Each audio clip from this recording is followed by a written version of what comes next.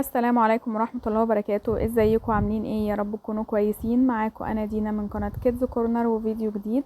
فيديو النهاردة هنعمل فاصل للمصحف او فاصل الكتب عامة يعني على جهاز الكريكت.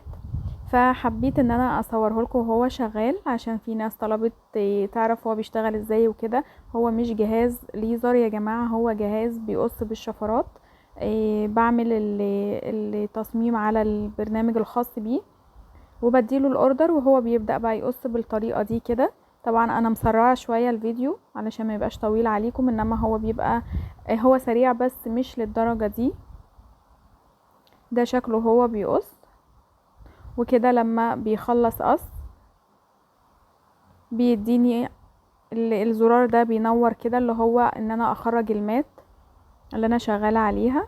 وده شكل القص اهو قبل ما افرغه. تقريبا الخطوط واضحة قدامكم اهي.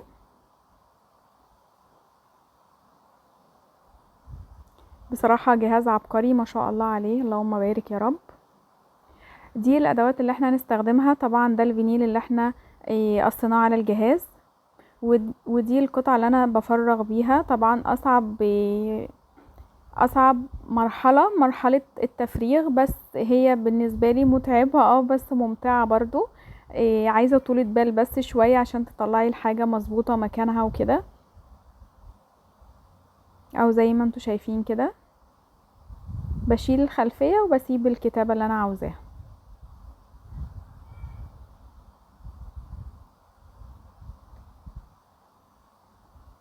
طبعا ادوات التفريغ دي في منها على شي ان، وفي منها بتاع الخاصة بالجهاز نفسه بيبقى مكتوب عليها اسم الجهاز.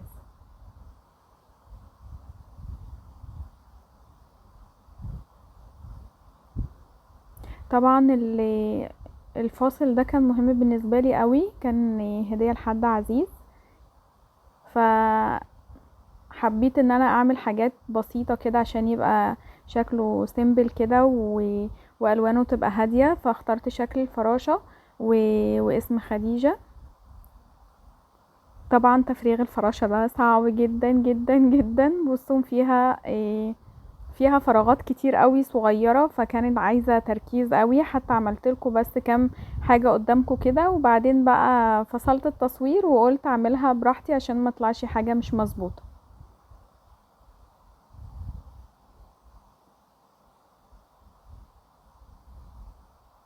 شايفين التفاصيل اللي فيها؟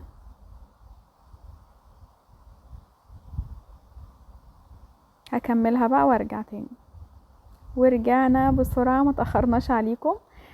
ده حاجة يعني ليها كذا اسم. هو زي الستيكر الشفاف كده، بيتحط على الفينيل عشان نعرف نشيله بسهولة من على الورقة ونحطه على الحاجة اللي احنا عايزين نلزقه عليها، من غير ما نغير مثلا المسافات بتاعته او فاهميني. طبعا مش هنشيل حرف حرف بايدينا، لا. هو ده زي ستيكر شفاف كده، او في ناس بتقول عليه ابليكيشن، او في ناس بتقول عليه ماسك. إيه، له كذا مسمى يعني. بنلزقه كويس كده بالكارت ده. وده قطعة بتاع الاكليريك اللي احنا هنلزق عليها بقى الفينيل. هنشيل الستيكر اللي عليها وهنلمعها طبعا كويس جدا بالشكل ده كده. هنحطها بقى علشان نلزق عليها. ونركز يا جماعة واحنا بنلزق، علشان انا حسيت ان هي عوجت مني شوية، بس الحمد لله ظبطت.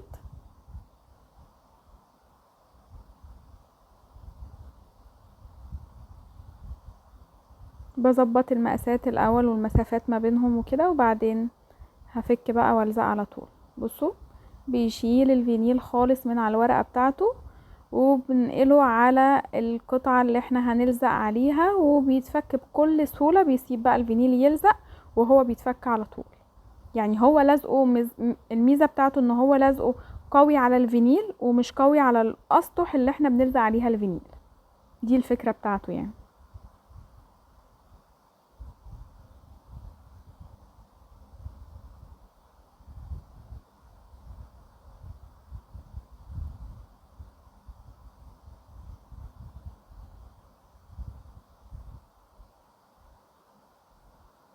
هأكد طبعا بالكارت ده. وهشيل بقى الفينيل. بتأكد هي مظبوطة ولا لأ، كنت خايفة تطلع معوجة ولا حاجة، بس الحمد لله ظبطت كتير. شايفين بيتشال بكل سهولة، ما خدش حتى نقطة صغيرة معاه، دي الميزة بتاعته.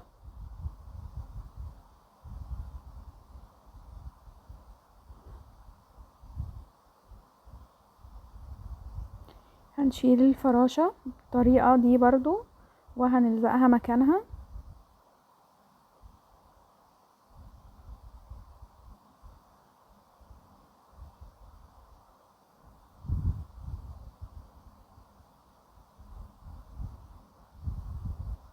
طبعا الفراشة على جزئين كده، هنلزق التانية فوقها بالظبط برضو.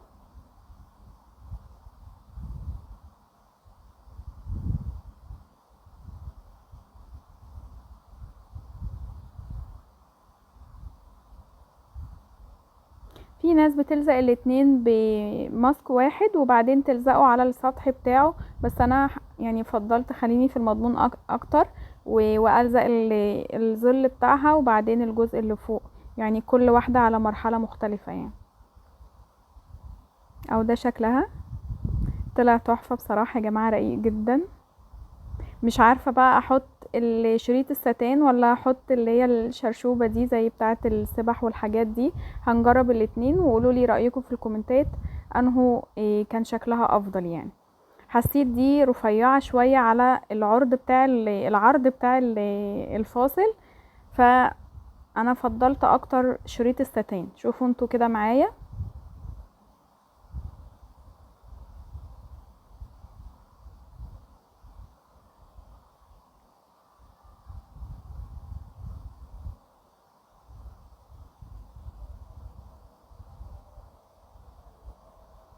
وهنربطها ربطة عادية، مش هربط فلونكة ولا حاجة. فيونكة، فيونكة مش فلونكة. انا عارفة ان هي غلط بس انا بحب اقولها كده يا جماعة.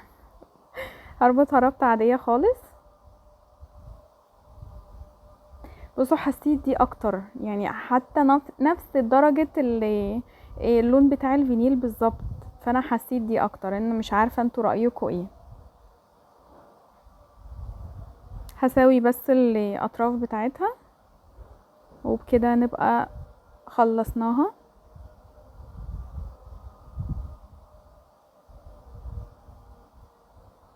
شكلها تحفة تحفة تحفة. انتوا قولولي رأيكم في الكومنتات، هل عجبتكم ولا لا؟ وشوفوا لو عايزين افكار تانية نعملها مع بعض قولولي. ما تنسوش تعملوا لايك للفيديو واشتراك للقناة وتفعلوا الجرس على كل عشان يوصلكوا كل جديد. باي باي.